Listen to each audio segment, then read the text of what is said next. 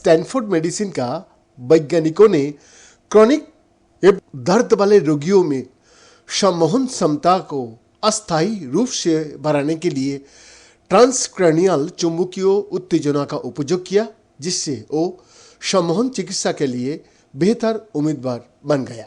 किसी को कितना गहराई तक सम्मोहित किया जा सकता है, जिसे संमोहनशीलता के रूप में माना जाता है, एक स्थिर लक्षण प्रतीत होता है जो पूरे वयस्कता में थोड़ा बदलता है, व्यक्तित्व और आईक्यू की तरह। जी, लेकिन अब पहली बार स्टैनफोर्ड मेडिसिन के शोधकर्ताओं ने सम्मोहनशीलता को अस्थायी रूप से बढ़ाने का एक तरीका प्रदर्शित किया है, संभावित रूप से अधिक लोगों को सम्मोहन आधारित चिकित्सा के लाभों तक पहुंचने की इजाजत देता है।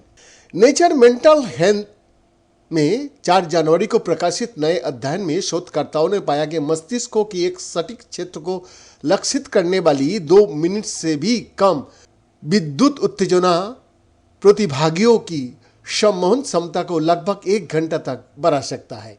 हम जानता है कि सम्मोहन कई अलग अलग लक्षणों और विकारों के लिए एक प्रभावी उपचार है, विशेष रूप से दर्द में। मनोचिकित्सा में पोस्ट डॉक्टोरल विद्वान और अध्ययन के प्रमुख लेखक आफिक फरमान, जिन्होंने पीएचडी किया, उन्होंने कहा, या हम ये भी जानते हैं कि सम्मान से हर किसी को समान रूप से लाभ नहीं होता है। तब किस में केंद्रित ध्यान देना चाहिए? लगभग 2/3 वयस को कम से कम कुछ हद तक सम्मोहित करने योग्य है और 15% के अत्यधिक सम्मोहित करने का योग्य माना जाता है, जिसका अर्थ यह है कि सम्मोहन क्षमता को मानक 10 बिंदु माप पर 9 या 10 अंक प्राप्त करता है। मनोचिकित्सा और व्यवहार विज्ञान के प्रोफेसर और अध्ययन के वरिष्ठ लेखक डेविड स्मिगल एमडी ने कहा, सम्मोहन अत्यधिक ध्यान केंद्रित करने की स्थिति है और उच्च सम्मोहनशीलता सम्मोहन की उपयोग करने वाली तकनीक के साथ आपके बेहतर प्रदर्शन करने की संभावनाओं को बेहतर बनाती है।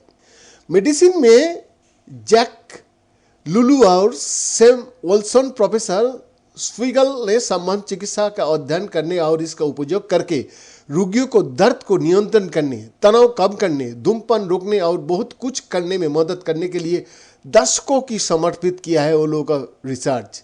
कई साल पहले स्विगल ने एक टीम का नेतृत्व किया था जिसने अभ्यास का न्यूरोबायोलॉजिकल आधार को उजागर करने के लिए मस्तिष्क इमेजिंग का उपयोग किया था। उन्होंने पाया कि अत्यधिक सम्मोहित लोगों में बाएं पृष्ठीय प्रीफ्रंटल कॉर्टेक्स का बीच मजबूत कार्यात्मक कनेक्टिविटी थी, जो सूचना प्रसंस्करण और निर्णय लेने में शामिल है, और पृष्ठीय पूर्वकाल सिंगुलेट कॉर्टेक्स उत्तेजनाओं को पता लगाने में शामिल है।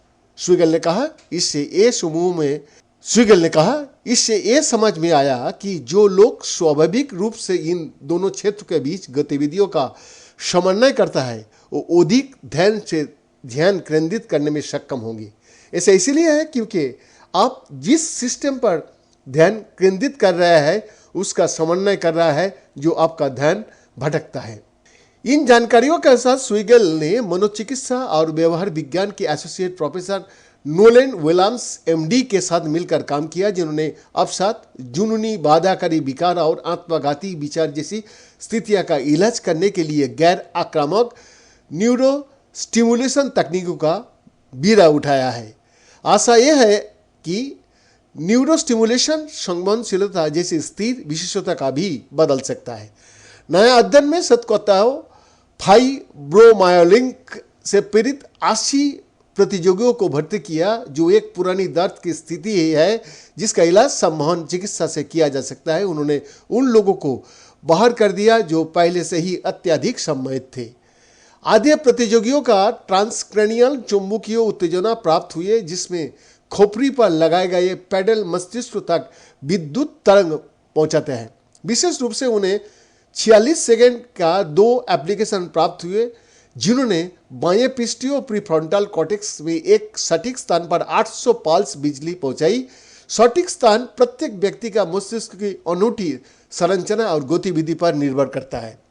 अध्ययन के वरिष्ठ लेखक विलियम्स ने कहा, इस परीक्षण का एक नया पहलू यह है कि हमने मस्तिष्क को इमेजिंग के आधार पर सही स्थान को लक्षित करने के लिए व्यक्ति को अपने मस्तिष्क नेटवर्क का उपयोग किया। आप लोगों का शतकोटि प्रणाम, जो आप लोग इस तरह सारा दुनिया का मनुष्य को बचाने के लिए प्राणपात कर रहा है। और दूसरी तरफ राजनेता लोग तृतीय विश्व युद्ध लगाने के लिए खुलेआम से देखा जा रहा है। ये क्या स्थिति बन रहा है आज युद्ध पीड़ित विश्व का। बीएन का रिपोर्ट।